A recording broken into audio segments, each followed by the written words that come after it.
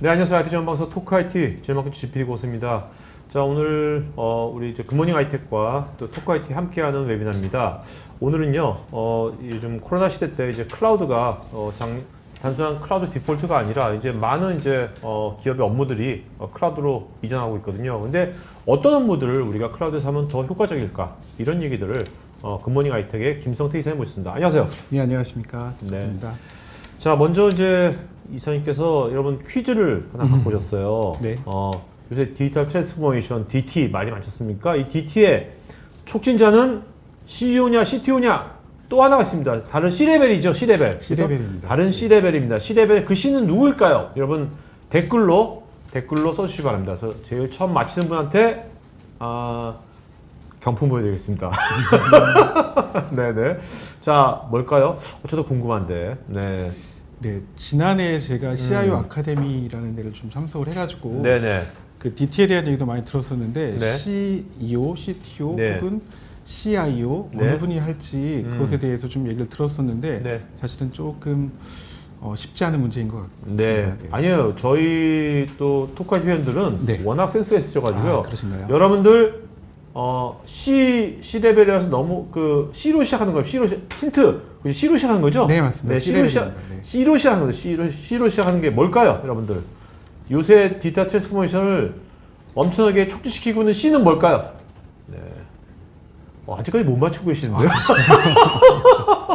한번 이 시간 되면 맞히시는데, 일반적으로. 네. 야, 어렵나? 여러분, 이거 어렵게 생각하지 마시고요. 요새, 이것 때문에 요새 굉장히 뭔가 디지털이 엄청나게 지금 원택트 뭐 해가지고 지금 촉발되고 있지 않습니까? 이야, 오케이. 자, 기다려보기로 하고요. 네. 아니야. 좀 아깝다. 자, 제가 5초만 더 기다려보고 이제 가겠습니다. 아직도 아직 안 나오네. 드디어 나왔다. 정용식님이 맞추셨네. 코로나19. 네. 네, 정용식님 맞추셨습니다. 네, 네, 네.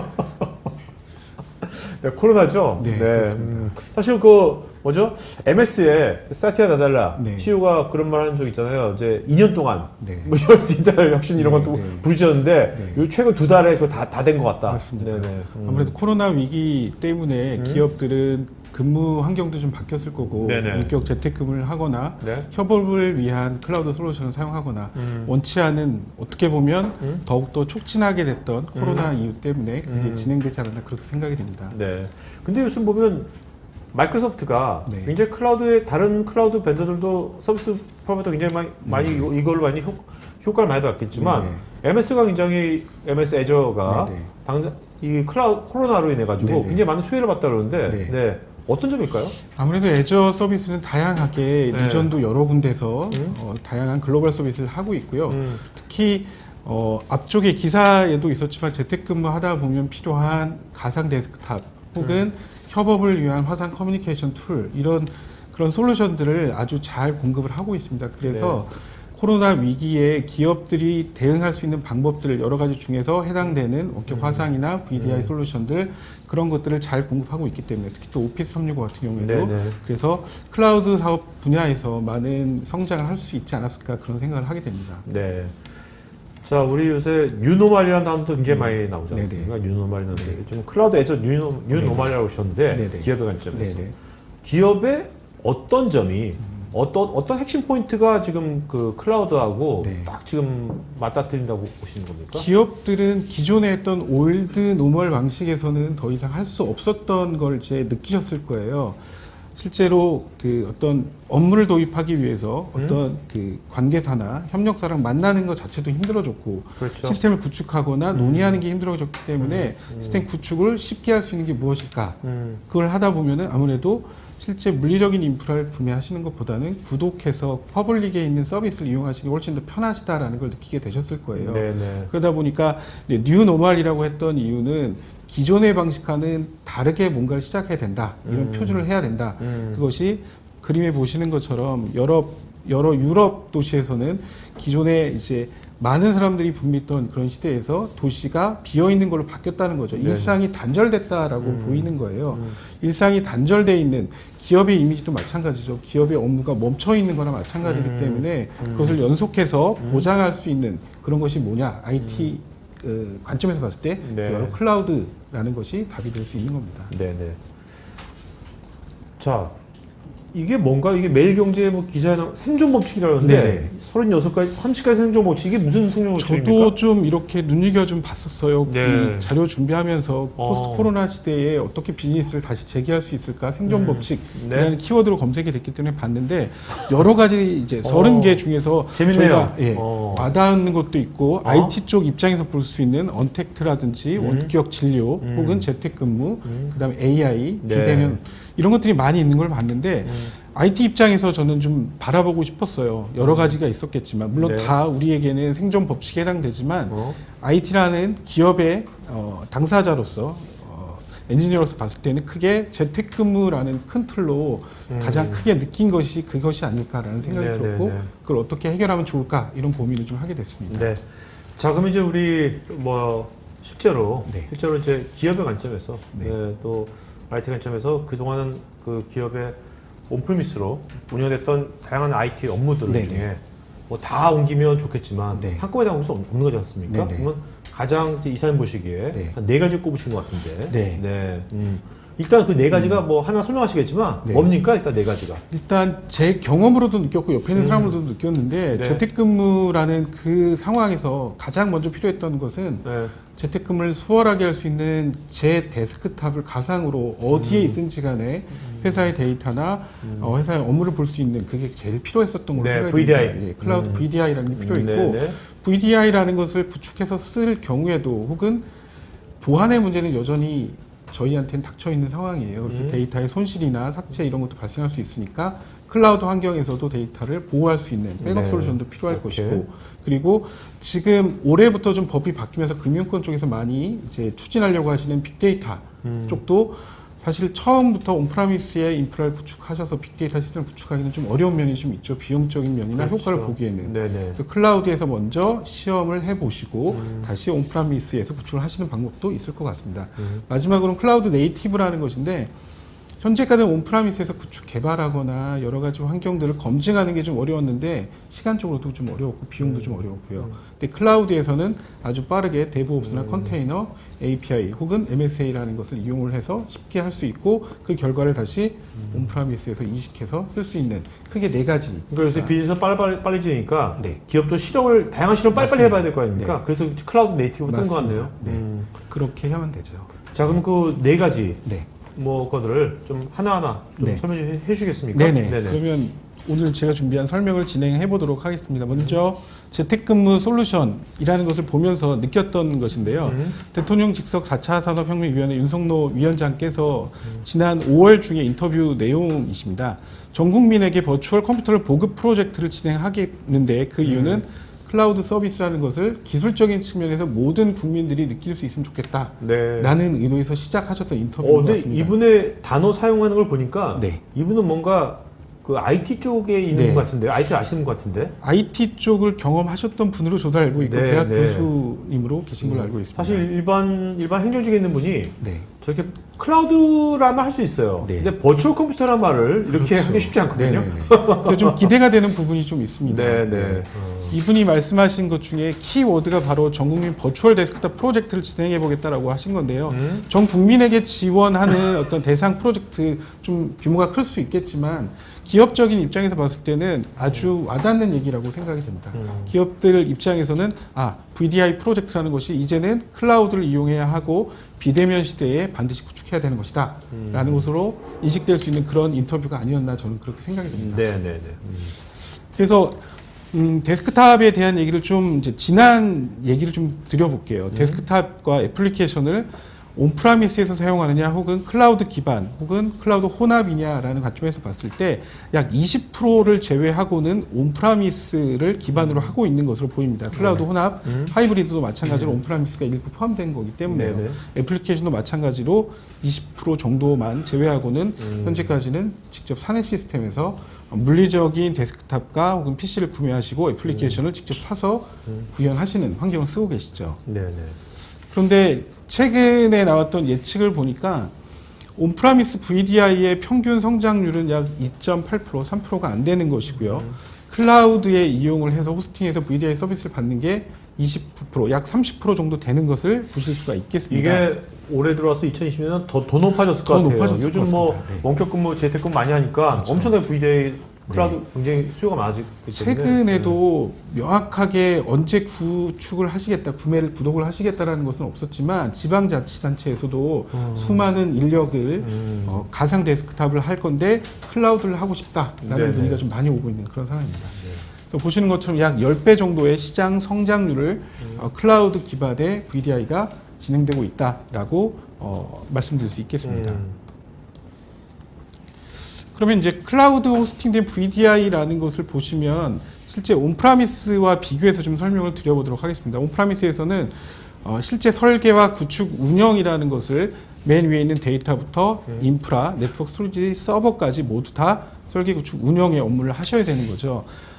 클라우드 호스팅된 VDI라고 하면 보시는 것처럼 설계, 구축, 운영의 범위가 상당히 줄어든 것을 보실 수가 있습니다. OS 이후의 데이터나 애플리케이션, 그리고 실제 필요한 인프라나 가상 하이퍼바이저 같은 경우는 고려하지 않으셔도 되는 그런 입장의 변화가 차이가 있는 것이죠.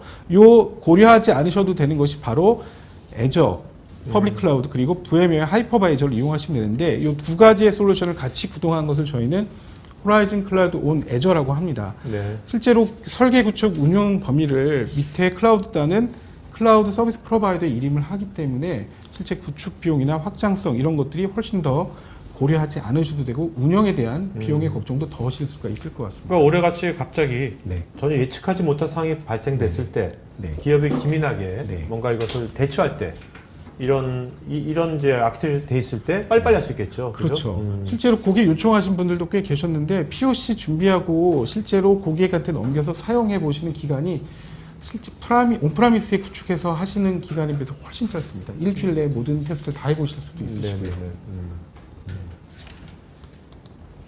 그래서 이제 호라이즌 클라우드 온 애저의 장점은 보시는 것처럼 네 가지로 크게 말씀드릴 수 있는데 저희가 지불을 하고자 하는 쓴 만큼만 내시는 것이고요. 온프라미스에 쓰던 것을 이용해서 퍼블릭 클라우드에 이동을 하실 수도 있고, 그리고 본인이 쓰고 계시는 스마트 디바이스를 가지고 장소와 시간에 제한받지 않고 언제든지 쓰실 수가 있다는 거죠.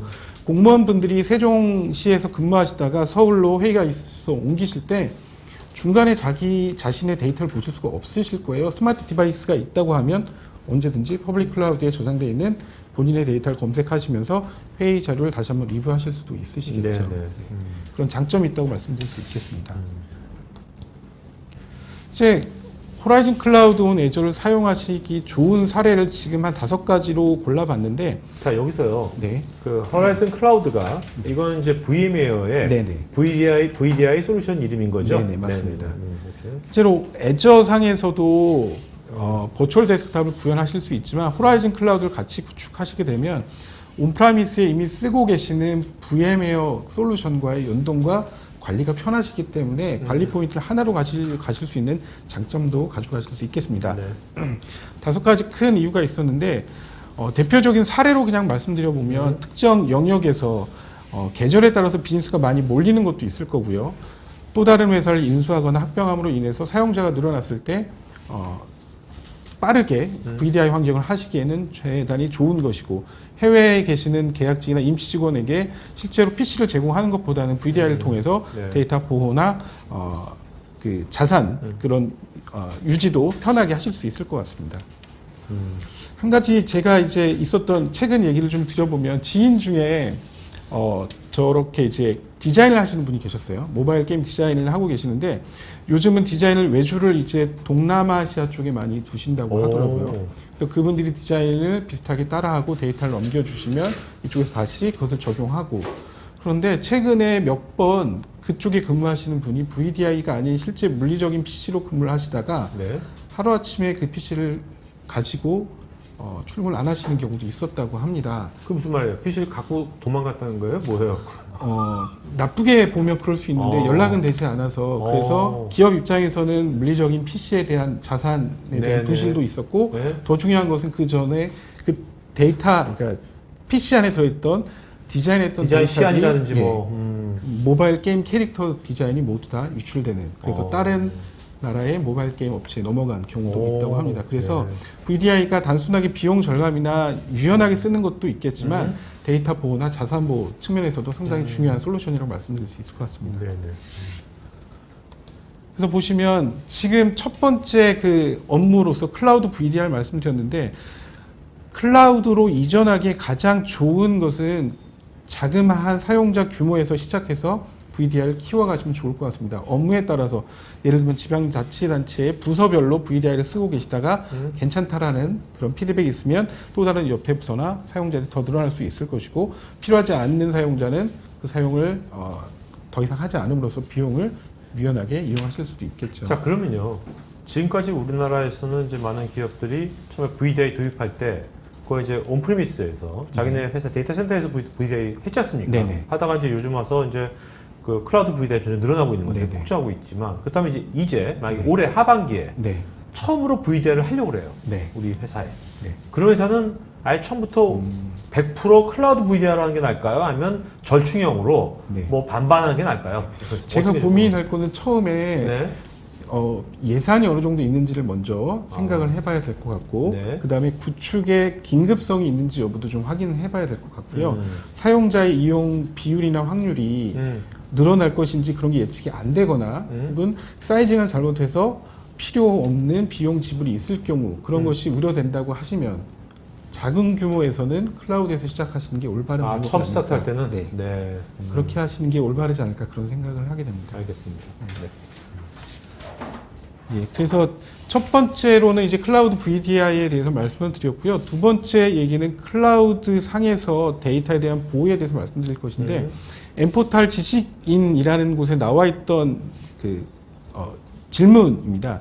노트북이 랜섬웨어에 감염돼서 파일까지 감염됐고 데이터가 삭제됐고 감염을 막을 수 있는지 여부 아주 안타까운 그런 네, 질문이 네. 있는데요. 네. 이것을 보면서 저는 답변을 참 어떻게 드려야 될까 저라면 고민을 김쌤이 했었는데 드렸어요? 직접? 그렇지는 않고 아, 답변을 네. 드리려면 어떻게 드려야 될까 고민을 좀 해봤어요. 아, 네. 답변도 좀 봤는데 평소에 굉장히 공감 능력이 굉장히 많으신 것 같네요. 좀 그럴 수 있을 것 같습니다. 네. 네네네. 그래서 이 대답이 가장 맞지 않나라는 생각이 들어요. 안타깝지만 랜섬웨어에 저도 감염된 걸 눈앞에서 본 적이 있거든요. 아, 네.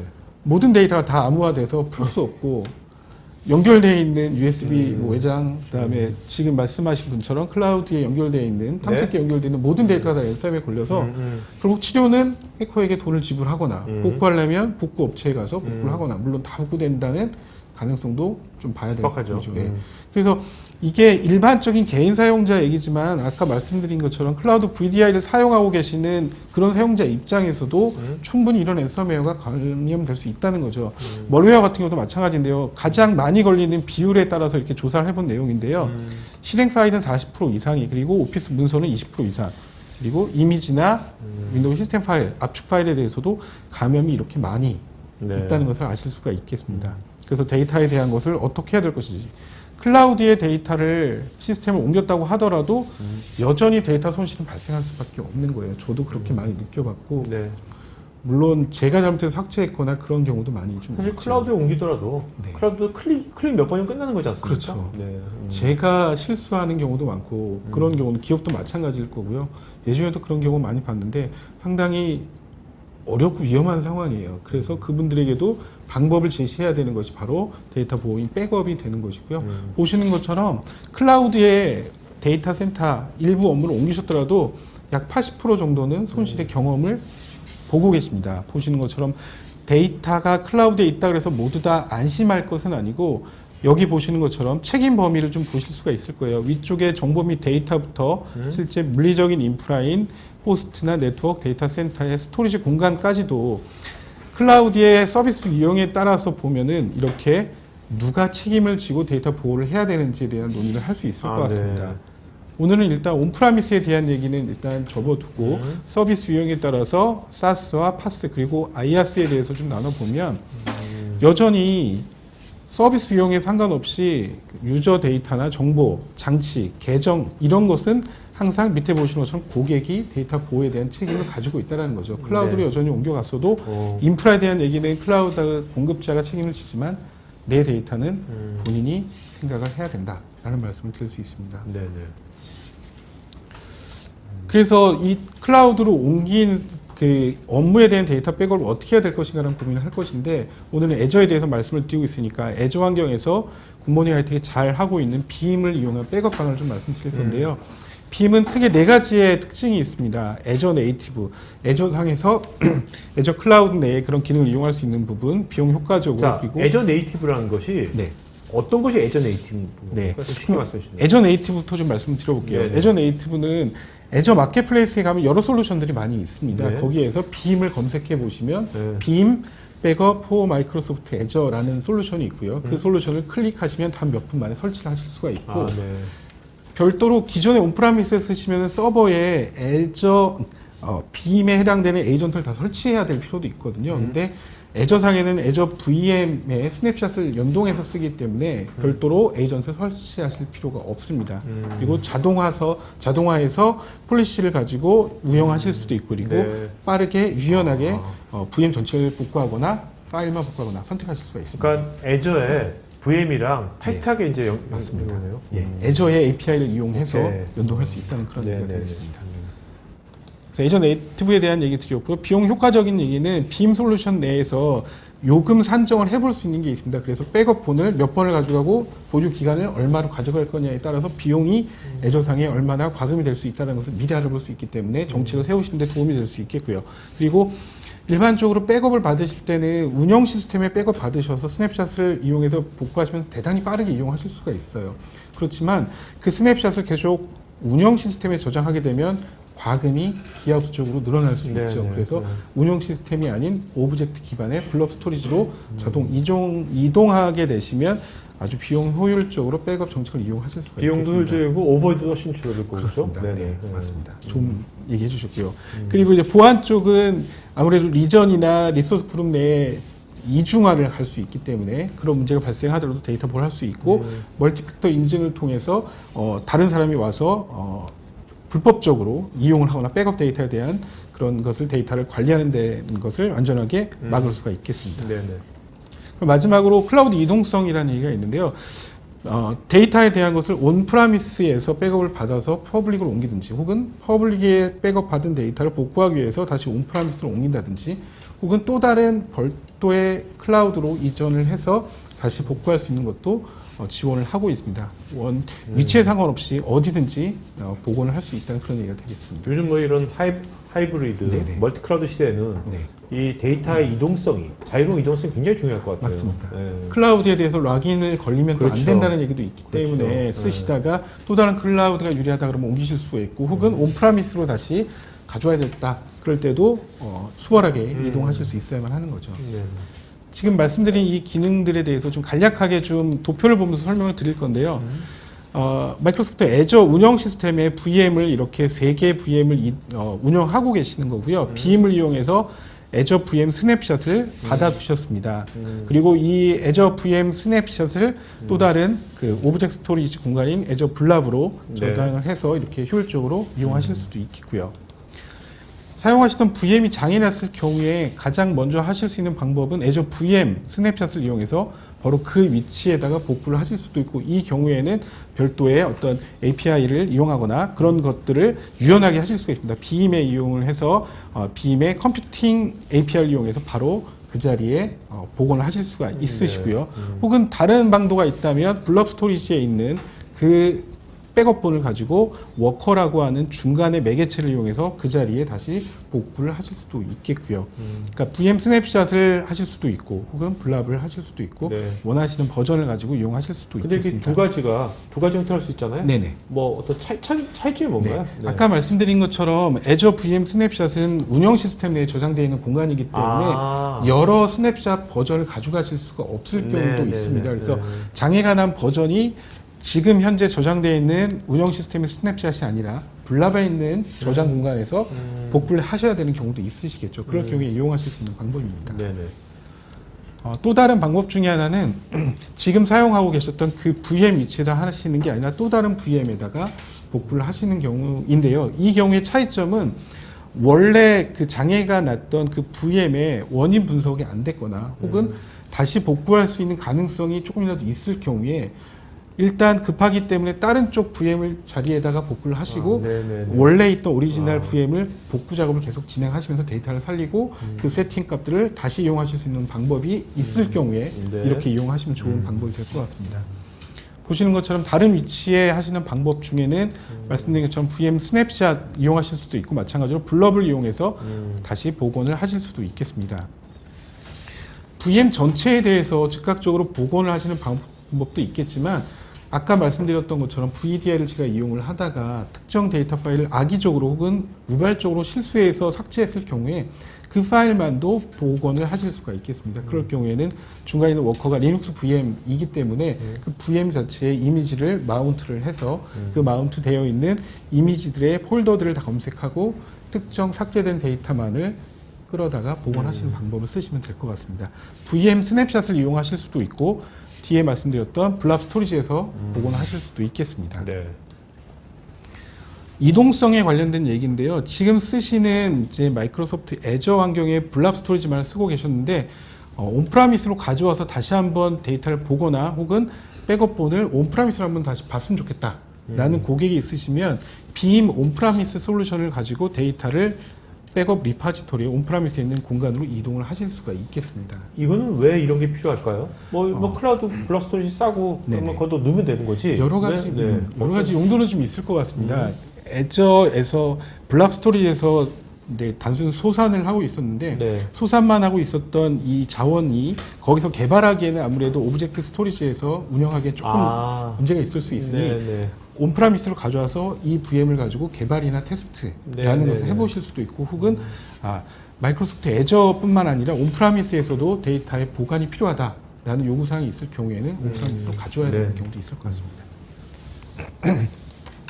필요하실 경우에는 애저상의 VM을 가지고 네이티브한 것이 VM웨어의 그런 VM으로도 복원이 가능한 그런 모습이 되겠고요. 필요하실 경우에는 다른 클라우드로 직접 빔을 이용해서 가실 수도 있겠습니다. 멀티 클라우드로 가시는 방법. 그러니까 데이터가 어디든지 갈 수 있어야 되는 거네요. 맞습니다. 백업 데이터가.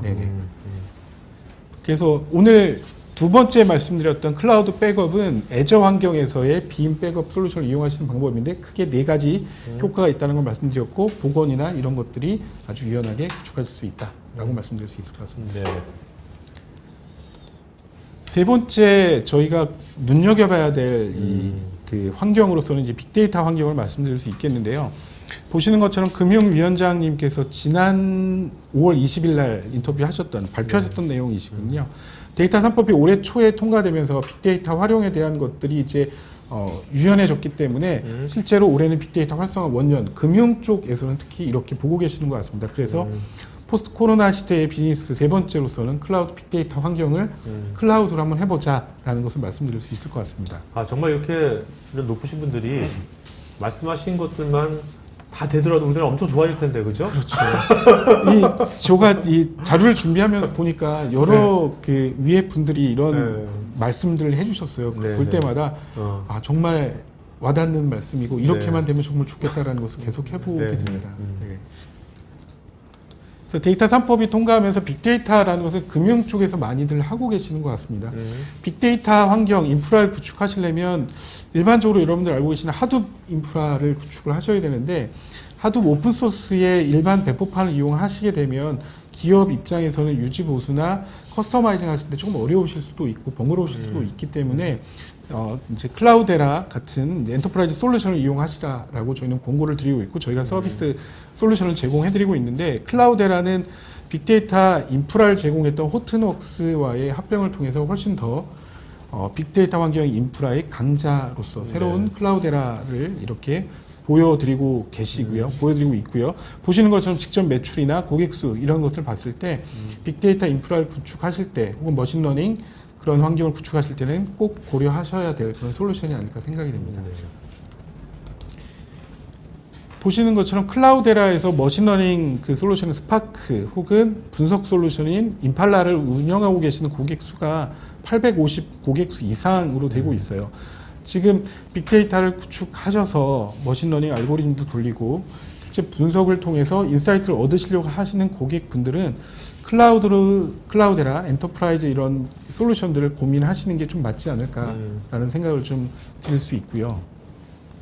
클라우데라는 역시 마찬가지로 마이크로소프트 애저 환경에서 인프라를 구축하실 수 있는 솔루션을 제공하고 있습니다. 보시는 것처럼 알투스 디렉터라는 것인데 이 디렉터는 애저 환경에 접속을 위한 플러그인 형태로 구성이 되어 있고요. 보시는 것처럼 마이크로소프트 애저 인프라 내에서 엔터프라이즈 데이터 허브 혹은 쉐어드 데이터 익스피리언스라고 하는 데이터 저장 공간, 데이터 레크 같은 형태의 그런 저장 공간을 통해서 고객이 원하시는 실시간 오퍼레이션 DB나 혹은 DW 혹은 데이터 사이언스의 인사이트를 얻기 위한 그런 용도로 모두 다 유니파이드하게 사용하실 수 있는 그런 솔루션을 제공하고 있습니다. 아, 그러면 이것이 데이터 레이크 역할을 하는 겁니까? 네, 데이터 레이크라고 하는 것은 실제 필요한 데이터들만을 가지고 그 데이터를 이용해서 다양한 용도로 사용하실 수 있게 하는 건데요. 보시는 것처럼 마이크로소프트 애저에는 애저 솔루션 중에 애저 데이터 레이크 스토리지라는 솔루션도 제공을 하고 있습니다. 그 솔루션, 스토리지 솔루션의 목적은 빅데이터 환경을 데이터 노드나 이런 노드상에 저장되어 있는 분산적으로 저장되어 있는 방법도 있겠지만 더 많은 데이터 공간 저장이 필요할 경우에는 애저의 별도의 고성능의 대용량 스토리지 솔루션을 같이 이용하시는 것도 좋은 방법이라고 생각이 됩니다.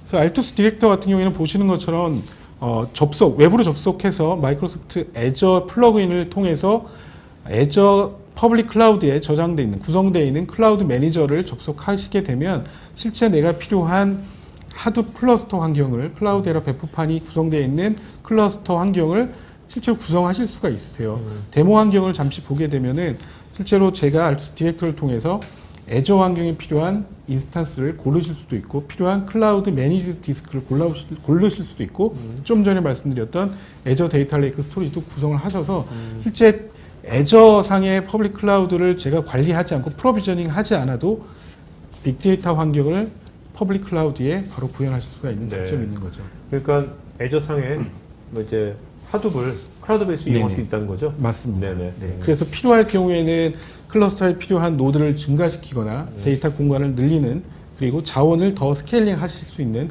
그런 클라우드만이 제공할 수 있는 장점을 이용하실 수가 있겠습니다. 네네. 클라우드에라 온 애저의 그러니까 장점은 죄송합니다. 그러니까 이런 클라우드에라에 아까 뭐죠 그 알투스 디렉터 같은 게 없으면 이런 게 없으면 하드를 쓰려고 그러면 본인이 그냥 밑바닥서부터 오픈소스 하드 깔고 이것저것 다 해야 되는 거죠? 맞습니다. 알투스 디렉터는 프로비저닝을 유연하게 할 수 있는 것이고 클라우드에라 데이터, 클라우드에라 그 하드 배포판이 그렇게 선택을 하시게 되면 연동이 자유롭게 될 수 있는 거고 만일 하드 오픈소스의 기술이나 이런 수준이 높으시다면 직접 하시는 분들도 계실 텐데 아무래도 관리 능력이나 혹은 커스터마이징 이런 것이 필요하실 경우에는 오픈소스보다는 엔터프라이즈 배포판 이런 것을 이용하시는 게 좋지 않을까 생각이 듭니다. 클라우데라 온 애저의 장점을 클라우데라와 애저 관점에서 말씀을 드리겠는데요. 여지껏 말씀드렸던 클라우드를 사용하시는 장점과 일맥상통하다고 말씀드릴 수 있겠어요. 클라우데라가 탄력적으로 온프라미스나 하이브리드, 멀티클라우드에 다 이용하실 수 있으면서 필요한 시점마다 이용하실 수 있는 노드 추가나 이런 것들이 가능하시고 아까 말씀드렸던 유니파이드 환경 내에서 데이터 레이크 환경 내에서 데이터 사이언스 혹은 DW, 오퍼레이셔널 DB를 이용하실 수 있는 유니파이드 환경을 제공하고 있기 때문에 엔터프라이즈의 단순 배포판 오픈소스가 아닌 그런 신뢰성을 제공드릴 수가 있겠고요. 애저 같은 경우에는 이상적인 플랫폼이라는 것이 글로벌하게 58개 리전에서 글로벌하게 빅데이터 환경을 구축하셔야 될 경우 혹은 빅데이터 같은 경우에는 아무래도 데이터에 대한 민감도가 있기 때문에 컴플라이언스를 준수하는 게 상당히 중요할 수 있습니다. 최근에 데이터 3법이 통과됐지만 데이터를 식별할 수 있는 것은 저장되면 안 된다라는 것이 있거든요. 그래서 비식별화라는 것, 그런 컴플라이언스 유지가 필요할 경우에는 컴플라이언스를 제공할 수 있는 애저 플랫폼에 이용하시는 것도 상당히 좋지 않을까라는 생각이 들고요. 그리고 대다수의 엔터프라이즈 기업들 중에 대다수가 사용하고 있다라는 것이 애저 인프라의 장점이라고 말씀드릴 수 있겠습니다. 그래서 결국 이제 클라우데라는 지금 말씀드린 것처럼 유연하게 멀티 클라우드를 지원할 수 있고 요청하시는 애플리케이션 환경에 따라서 유니파이드한 데이터 서비스를 제공할 수 있기 때문에 어떻게 보시면 각각의 용도에 따라서 별도로 관리하시는 것보다 애저상에서 유연하게 이용하시는 게 좋지 않을까라는 것을 공고드릴 수가 있겠습니다. 보안도 마찬가지로 필요하기 때문에 여러 개의 복제본 가져가시면서 필요한 것을 뭐 섀도우 IT 이런 것들을 관리하면서 또 한번 해볼까 이렇게 하실 필요 없이 네. 거기 유니파이드 환경에 다 해보실 수가 있겠습니다. 사실 뭐 기업에서 요새 데이터는 필수지 않습니까? 그렇죠. 이것저것 막 분석을 해야 되는데 이걸로 분석해서 뭐가 나올지 모르는데 네. 온프리미스에다가 네. 또 뭐 서버를 네네. 놓고 스토리 놓고 하드를 놓고 맞습니다. 이렇게 하기는 사실 네. 확실히 안 쓰거든요. 네. 네. 제 경험을 잠깐 좀 말씀드리면 네네. 제가 예전에 이제 소셜 빅데이터 분석하는데도 잠깐 스타트업에서 잠깐 있었는데 제가 소셜 빅데이터를 막 긁어와가지고 이거를 수억 건을 얻어낸 거예요. 근데 네. 이걸 분석을 로컬에 있었던 서버 가지고 돌리려고 하니까 몇 시간이 걸리는 건 기본이고 네. 분석이 잘 안 되는 거죠. 네. 응답이 안 오니까. 그래서 생각했던 게 클라우드에 있는 분산 DB를 이용해서 데이터를 그쪽에 옮겨서 한 돌려보고 빨리 빼면 되겠다. 그래서 딱 그렇게 해봤어요? 네. 오. 30분 내에 결과가 딱 야, 떨어지고. 그게 몇 년 전이었어요? 그게 2017년도니까 약간 3년 전. 야, 3년 전에 그러니 지금은 더 훨씬 더 좋아졌겠죠. 예. 네. 제가 여기서 할 수 없는 거 온프라미스 할 수 없기 때문에 여기서 서버 사서 제가 하기는 힘들 거예요. 그러니까 클라우드 자원을 이용해서 데이터만 다시 받아온다면 그 병이 훨씬 적을 수 있겠죠. 그렇죠. 네. 네. 그런 경험이 갑자기 또 생각이 나네요. 네. 네. 예, 오늘 말씀드릴 부분 중에 이제 마지막 부분인데요. 마지막 부분은 저희 대통령께서 얘기하셨던 네네. 취임 대국민 3주년 특별 연설 내용 네. 중인데 우수한 인프라 디지털 강국이 될 것이다. 그렇게 될 수 있다. 코로나 위기를 극복하면서 말씀을 해주셨는데 저도 이제 클라우드 네이티브라는 측면에서 좀 생각해 보면서 디지털 강국이라는 것은 클라우드 기반이 되지 않으면 이제는 좀 힘든 시대가 되지 않았나라는 생각이 네. 들어서 이렇게 주제를 좀 뽑아봤습니다. 또 대통령이 또 뭐야 무슨 뉴딜 뭐 이런 거 네. 무슨 뉴딜이죠? 네? 그러니까 현대판 뉴딜 전환이라고 현대판 뉴딜. 디지털 뉴딜을 네, 해야 네. 된다, 해야 된다라고 말씀하셨는데 그것이 바로 클라우드의 대폭발을 일으킬 수 있는 키워드라고 네. 현재 업계에서는 그렇게 보고 있습니다. 이사님은 근데 평소에 이렇게 뭐 유명 인사분들, 리더분들의 이런 어록 같은 것을 잘 이렇게 수집을 하시나 봐요. 이제 제가 이제 설명을 드리다가 보면 네. 이제 스토리를 좀 이렇게 해야 아, 되는데 네. 제가 말씀드리는 굉장히 것보다는 좋은 네. 방법론인 것 같아요. 네네. 네. 다른 분의 말투 그걸로 그렇죠. 설득하는 게 좀 쉽지 네네. 않을까 싶어서 그렇게 말씀드렸고요. 그래서 이렇게 디지털 광고로 갈 수 있는 클라우드 네이티브에 대한 얘기를 마지막으로 좀 말씀드려보겠습니다.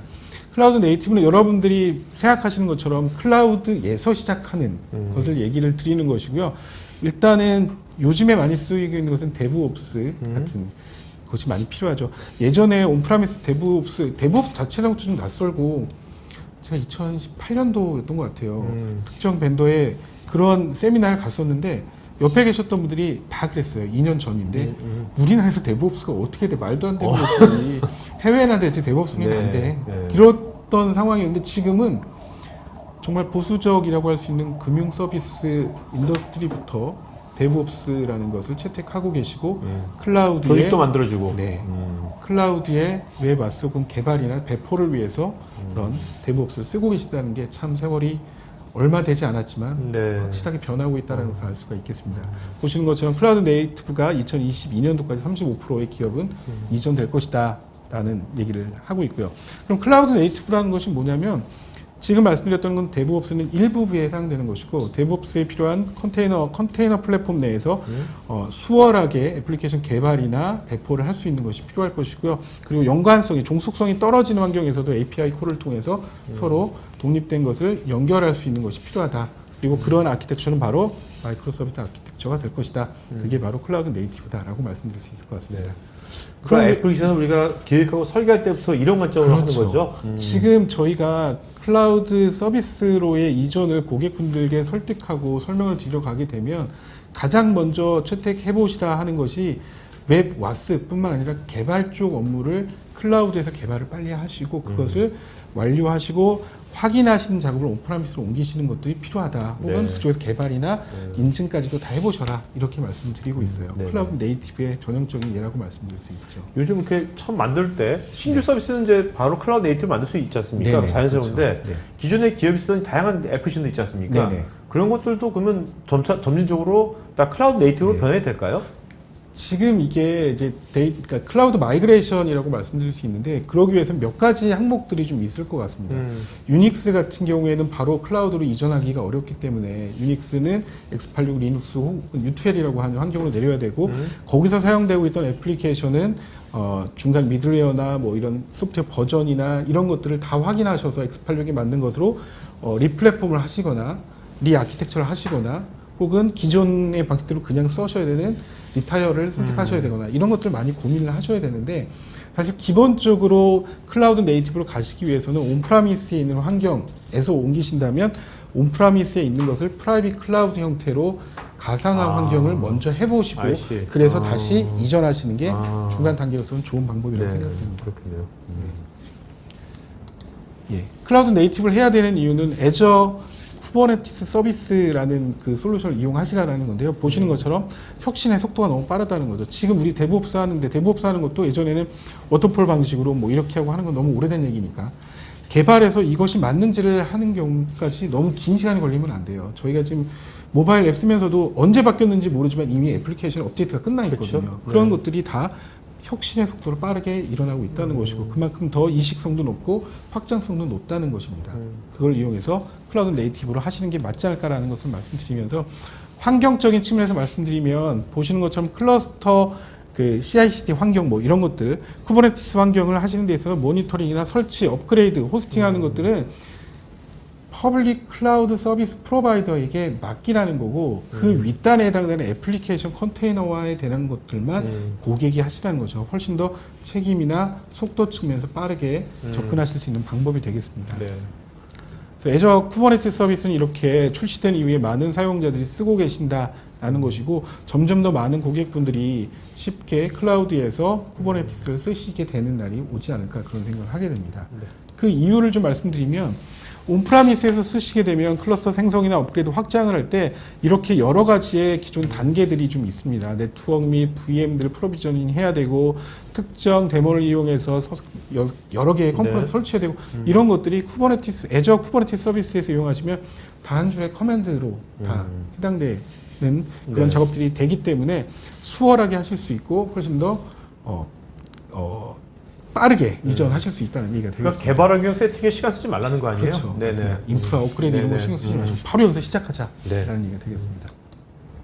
그래서 결국 사용 사례를 보시면 현대화, 모더나이제이션이라고 하는데 중요 비즈니스가 아니더라도 일단은 애플리케이션 현대화를 위해서 데브옵스 환경, 쿠버네티스 환경으로 이전을 해보시는 게 좋을 것 같다는 것이고요. 분산 애플리케이션 마찬가지로 모바일 앱들 개발하시는 데 있어서는 클라우드 네이티브로 빠르게 이전을 고려해 보시는 게 좋지 않을까라는 생각을 하게 됩니다. 네.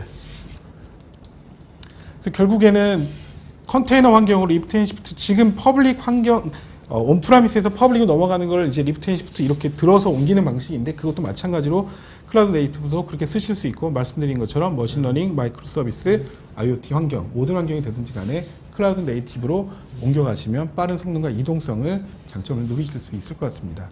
오늘 4가지의 주제에 대해서 다 말씀을 드렸는데 마지막으로 정리를 좀 해보자면 예전에 이 장면은 빌드 올 바이라고 했던 거였어요. 구축을 실제로 할 거냐 그냥 사서 편하게 쓸 거냐 라는 거였는데 지금은 또 바뀌었습니다. 구축해서 사서 쓰는 거나 다 똑같이 어렵다는 거죠. 이제는 구축 구매가 아닌 구독을 하자라는 거예요. 서브스크립션 비즈니스. 그래서 필요한 모든 용품들을 다 가지고 와서 조립하고 맞게 커스터마이징 하는 것이 아니라 바로 구독을 통해서 바로 쓸 수 있는 그런 서비스를 이용하자는 것이죠. 그렇게 되지 않으면 얼마나 많은 시간과 노력이 필요한지에 대해서 얘기를 좀 드려볼게요. 구축은 구매해서 쓰실 경우에는 그 지식들을 모두 다 제가 알아야만 되는 거죠. 시간도 필요하죠. 그리고 또한 타임 투 마켓 하기도 너무 힘든 거예요. 개발이나 이런 것들이 오래 걸리기 때문에 복잡한 것도 상당히 어려운 부분이죠. 그래서 결국에는 현명하게 어떻게 쓰실 거냐라는 것을 보면 ICT 관점에서 보시면 온프라미스의 하드웨어 인프라들 혹은 소프트웨어를 직접 구매해서 제가 원하는 형태로 커스터마이징 하는 방법은 인프라에 대한 관점에서 저희는 보고 있다는 것이지 비즈니스를 보고 있다는 건 아니거든요. 그래서 구독 형태로 가게 되면 구독에서는 실제 필요한 업무만 저희가 놓고 보는 거예요. 인프라 관점이 아닌 비즈니스만 놓고 본다는 거죠. 그래서 어떤 것을 보시는 게 중요한지에 대해서 구매 혹은 구축을 할 것이냐 구매 혹은 구축이냐, 구독만 할 것이냐. 네네. 제가 볼 땐 이 관점에서 이제 고민을 하셔야 될 때가 온 게 아닌가라는 생각이 듭니다. 네. 자, 이제 오늘 Q&A 시간 갖도록 하겠고, 요거는 이제 애저 현황인데요. 마지막으로 드릴 거는 글로벌하게 리전 많이 보유되어 있기 때문에 글로벌 쪽 괜찮고, 컴플라이언스 아까 준수한다는 말씀드렸고, 보안을 위한 사이버 보안 투자나 그 전문가들이 계속 유지되어 있다라는 말씀을 마지막으로 드리겠습니다. 네. 자, 이제 그러면 Q&A 시간 갖도록 하겠고요. 여러분 지금 설문조사하고 있으니까 여러분들, 굿모닝 IT의 무빙 클래스 상담 같은 그 프로그램 원하시는 분들은 설문에 체크해 주시기 바라고요. 또 이제 이사님께 또 아니면 굿모닝 IT 다른 전문가분들께 필요한 어떤 뭐 자료 요청이라든지 아니면은 뭐 상담이라든지 POC라든지 이런 것들은 여러분들 설문에 좀 더 자세하게 써주시면 고맙겠습니다. 자, 그리고 여러분들 지금 개별 질문에 대해서 굿모닝 아이텍의 전문가분들께서 또 개별 답글을 달아주시니까 답글도 체크해 보시기 바라고요. 그 김사님 답변 주시면서요. 네네. 오늘 좋은 질문 하신 분 두 분을 네네. 이름을 좀 기억해 주셔야겠죠. 네, 알겠습니다. 맨 끝에. 네.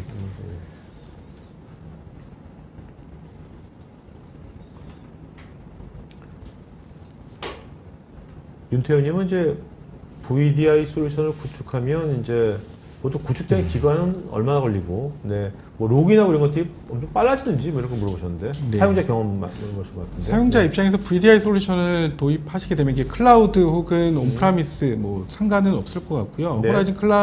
호라이즌 클라이언트를 접속을 통해서 온프라미스 기준으로 그러면 네트워크가 어떻게 되어 있느냐에 따라서 바로 네. 접속 가능하고 네. VDI를 구축한 인프라에 따라서 예전에 뭐 예를 들면 부팅하는데 걸리는 시간 뭐 이런 것들을 고민될 수 있는데 지금 최근에는 인프라가 워낙 잘 되어 있기 때문에 구축하시고 실제 제 VDI를 쓰시는 데까지는 그리 오랜 시간이 걸리지 않고 바로 사용하실 수 있다라고 말씀드릴 수 있을 것 같습니다. 네.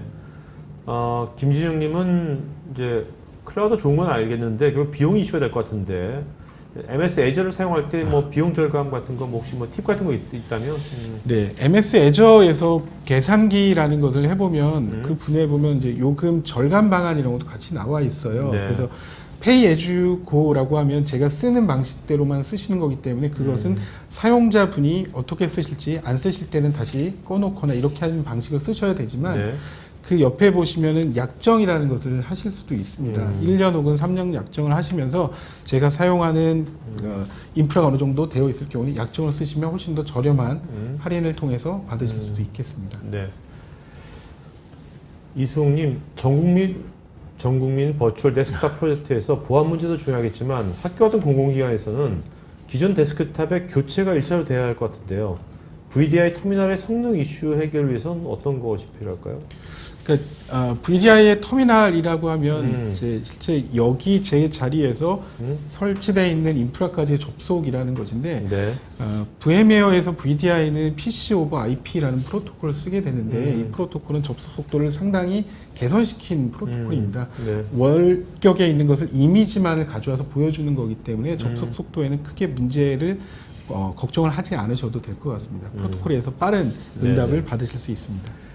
제이치님, 근데 사실 저는 이제 아까 뭐 전국민 뭐 네네. 버추얼 데스크탑이 됐고 뭐가 됐건 간에 저는 예전에 60년대 우리나라에 고속도로가 만들어지면서 네. 모든 기관 산업들이 같이 그렇죠. 다 떴지 않습니까? 네네. 그런 것처럼 뭔가 우리나라에 뭐가 됐든 뭔가 네. 디지털 인프라, 네네. 네? 네. 그걸 좀 국가에서 진짜 그걸 전략적으로 네. 우리 고속도로 만들듯이 네. 그런 전략적인 마인드를 갖고서 네. 한번 좀 확 밀어붙였으면 참 좋겠어요. 저도 그런 생각이 드는데 아까 네. 설명 자료에 아까 기사 부분에 SK텔레콤 박정호 사장님께서 네. 말씀하신 부분이 클라우드로 다 올려라라는 그 기사를 이렇게 냈던 게 봤는데 그분이 말씀하셨던 게 물론 그 회사가 하시는 업무이기도 하겠지만 5G와 클라우드를 같이 경영해서 쓰게 되면 지금 이제 클라우드를 못할 것이 없고 DT를 위해서 그렇게 빨리 전환해야지 포스트 코로나 시대에 우리가 선점할 수 있을 것이다.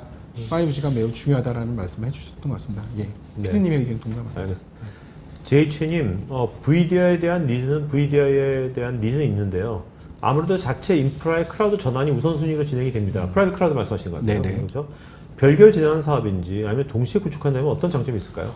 이거는 자체 구축되어 있는 인프라의 전환, 인프라가 어떤 것인지가 좀 먼저 좀 확인이 좀 필요할 것 같은데, 자체 구축된 인프라를 먼저 웹 와스 정도만 말씀드리면, 네. 웹 와스 같은 경우에는 이제 구축하시고 이전하시고, 이제 중요도 측면에서 물론 중요하지만 클라우드로 이전하시기에 상당히 유리한 솔루션 그 분야거든요, 애플리케이션. 네네. 네. 그래서 VDI라고 하는 것과 또 다른 기존의 업무랑은 약간은 상관관계를 좀 떨어져서 보시게 되면, VDI는 실제 재택근무나 혹은 원격지의 출장이나 글로벌 업체 그 협력사 있을 경우에 쓰시는 경우에 유리한 것이고, 지금 쓰시는 일반 업무가 된다 그러면 두 개는 별도로 진행하셔도 상관이 없을 것 같아요. 네네.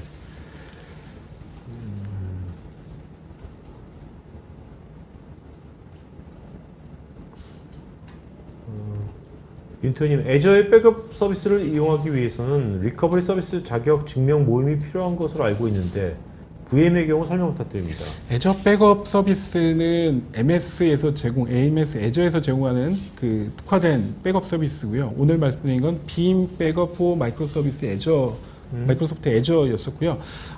자격 모음이라는 것은 기본적으로 빔 기준으로 좀 말씀을 드려볼게요. 빔을 이용해서 백업을 받게 되면 기본적으로 디폴트 어드민이라는 계정도 생기고, 그 다음에 어카운트 계정 뭐 이런 것들과 연동을 해야 되는 것도 있죠. 계정을 연동하시는 게 아무래도 클라우드 쓰시는 데 있어서 과금이나 이런 것도 중요한 분야이기 때문에, 빔 같은 경우에는 리커버리 서비스 자격 증명을 위해서 별도의 백업 어드민 계정이라는 게 있어야지 그 멀티 인증이라든지 멀티팩터 인증이라든지 이런 것도 하실 수 있기 때문에 약간의 상이한 게 있겠지만, 애저 기준으로는 따로 한번 다시 말씀을 드려야 될 것 같습니다.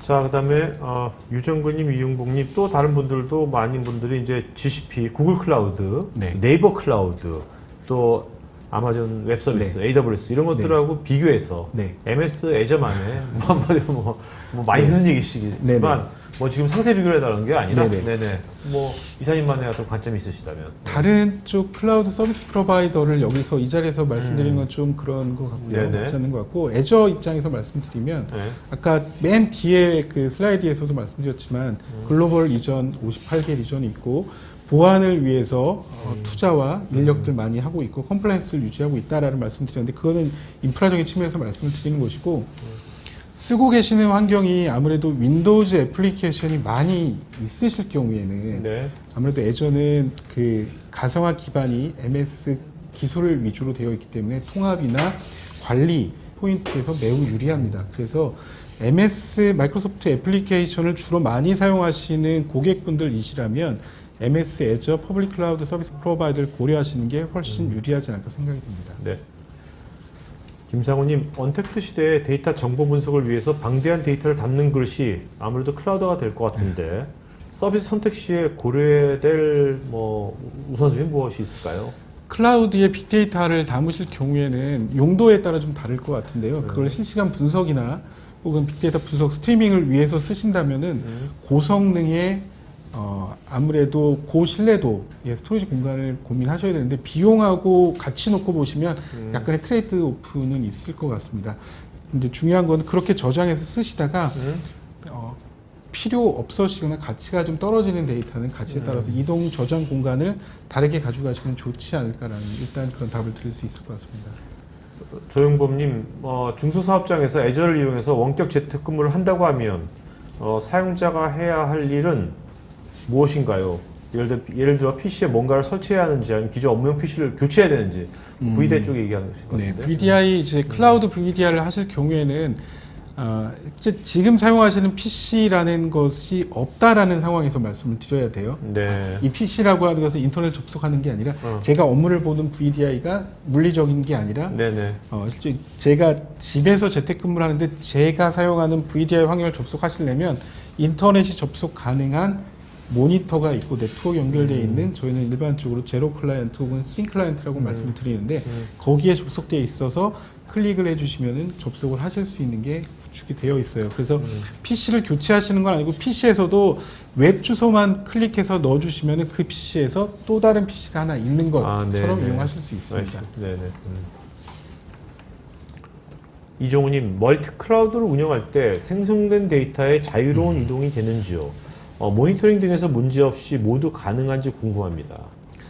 멀티 클라우드 운영할 때는 데이터 이동하시는 게는 사실은 초반에는 저게 쉽지 않은 기술이어서 클라우드 서비스 프로바이더만의 락인이 걸린다고 했었어요. 네. 근데 지금 이제 VM웨어 기술을 먼저 말씀드리면 저희가 오늘 말씀드렸던 VM웨어 같은 경우에는 일반 기술이기 때문에 VM웨어가 특정 서비스 프로바이더에 올라가 있다 그러면 이건 VM웨어 기술이 되니까 데이터 이동하시기에 VM웨어의 기술, vCenter나 vMotion 이런 것들을 이용해서 이동을 하실 수가 있으시고 별도의 서드파티 툴들도 있습니다. 클라우드 마켓플레이스에서 보면 싱크를 맞춰주는 특정 솔루션들이 있는데 이런 솔루션들을 이용하시면 데이터를 애저에 있다가 또 다른 클라우드로 데이터 이전하시는 그런 것도 가능하십니다. 네. 예. 홍완표님, 클라우드 알투스 디렉터에 국내 적용 사례가 있는지 아니면 해외 기업 적용 사례가 있으면 안내 부탁드립니다. 알투스 디렉터가 이제 출시된 지는 제가 지난해로 알고 있고요. 네. 국내 적용 사례가 됐는지는 저기 답변 글을 좀 봐야 되겠지만 있지 않을 거라고 네. 일단 생각이 들고요. 답변을 글을 좀 참고해 주시면 될 것 같고. 네. 뭐 레퍼런스 얘기는 없네요. 네네. 네. 예. 보시는 것처럼 예. 자, 그다음에 정영배님께서는 이제 클라우드에서 많이 확산되고 있다면 네네. 클라우드 보안, 네. 클라우드 보안에서 뭐 네. 어떤 점을 우리가 클라우드 보안이라고 하면 또 아까 오늘 여러 장표에서 좀 나왔던 것 같아요. 인프라 관련된 것은 클라우드 제공업체가 책임을 지고 그 윗단의 데이터나 계정이나 아이디 뭐 이런 것들은 고객이 책임진다 이런 것들이 많이 있었는데 네. 보안도 마찬가지 수준입니다. 물리적인 인프라들 서비스를 하고 있는 네트워크나 서버, 스토리지 저장 공간에 대한 보안은 클라우드 서비스 프로바이더가 책임을 집니다. 그 위에 올라가는 또 다른 애플리케이션의 보안 같은 것들은 여전히 고객이 신경을 쓰셔야 되는 네. 부분입니다. 네.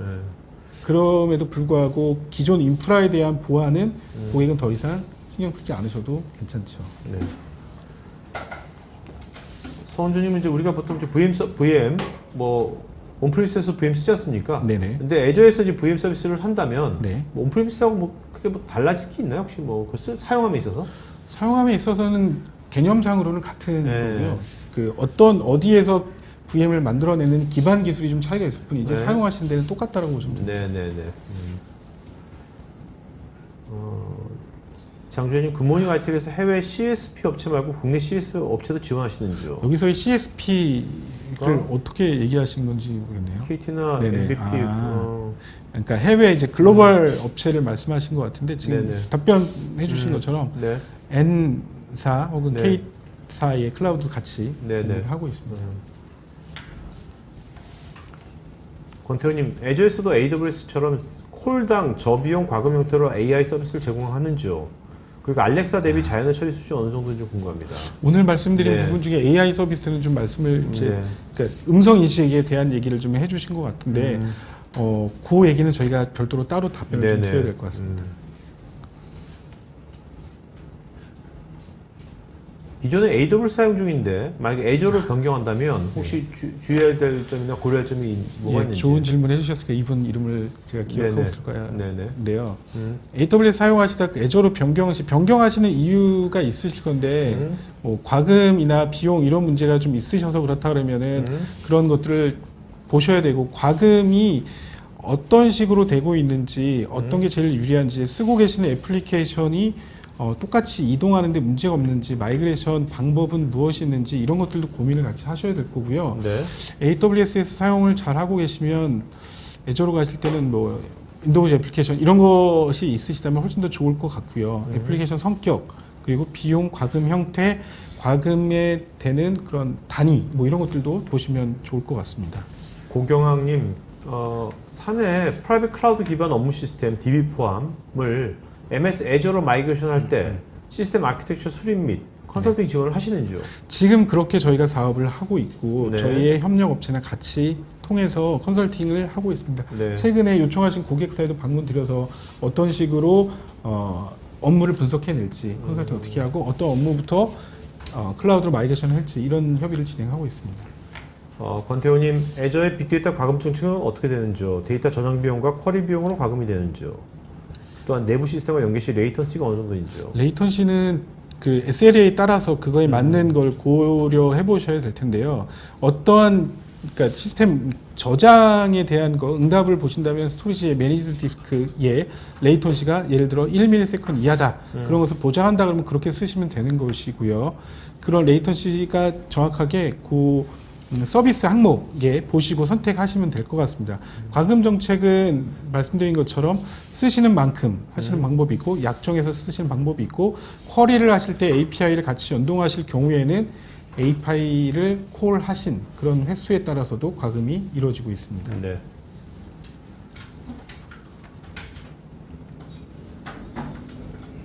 조영범님, 애저를 이용해서 재택근무를 한다고 했을 때 관리되지 않는 보안, 즉 섀도우 IT에 대한 보안적 대응은 어떻게 할 수 있을까요? 좀 어려운 얘기인 것 같은데요. 재택근무를 하신다고 할 때 관리되지 않는 보안. 일단 재택근무하실 때는 기본 이용하시는 서비스는 애저에 있는 인프라를 이용하시는 거기 때문에 애저 내에서 사용되고 있는 인프라들에 대해서는 보안에 대한 것은 걱정하지 않으셔도 될 것 같습니다. 네.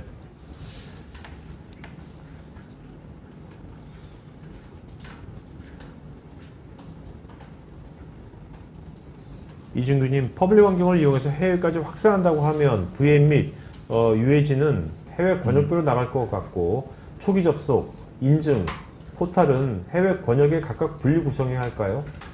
일단 리전별로 다르게 구성이 돼야 될 것 같고요. UAG도 별도로 구성되는 게 맞을 것 같습니다. 포털은 하나에서 같이 하시면 그 리전 접속하는 방식만 분기해주면 될 것 같고요. 요 대한 답변은 저희 답글 하시는 분이 한번 답글 달아주시는 게 좋을 것 같아요. 전문가분이 계시니까요. 알겠습니다. 네. 윤영우님, 실제로 사용하다 보면 네트워크 문제로 처리가 지연되는 경우가 많던데요. 이에 대한 방안이 있는지요?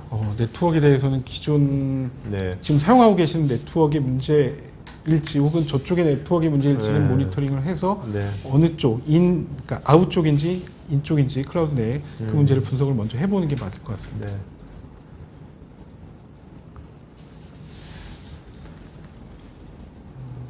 네. 이준규님 저거네요. 그러니까 출장을 갔을 때 한국에 사용하는 VM을 미국에서 사용하고 싶어하는. 네네. 접속하시는 데는 문제가 없고 VM이 저장되어 있는 리전 위치만 좀 다를 것 같아요. 이걸 양쪽의 로컬에 이중화 저장을 하시게 되면 서울 리전과 예를 들어 출장지 리전에 동시에 저장을 하게 되면 물론 비용은 좀 더 추가될 수 있지만 해외 접속하실 때는 가까운 리전 쪽으로 접속이 가능하실 겁니다. 자, 오늘 그 질문 Q&A 여기까지 하고요. 아까 이종호님 좋은 질문을 하셨고 또 한 분. 한 분은 제가 윤태호님. 윤태호님. 네네. 자, 그러면 그 이종우, 윤태호, 그 다음에 아까 우리 그 퀴즈에서 코로나19 코비드 제일 먼저 맞추신 시대벨 정용식님, 요 세 분은요. 스태프 이메일 주소로 본인 이름, 주소, 핸드폰 이메일 보시면 저희가 경품을 드리도록 하겠습니다. 이종우, 정용식, 윤태호 요 세 분입니다. 자, 선생님 마지막 한 말씀 여쭤볼까요?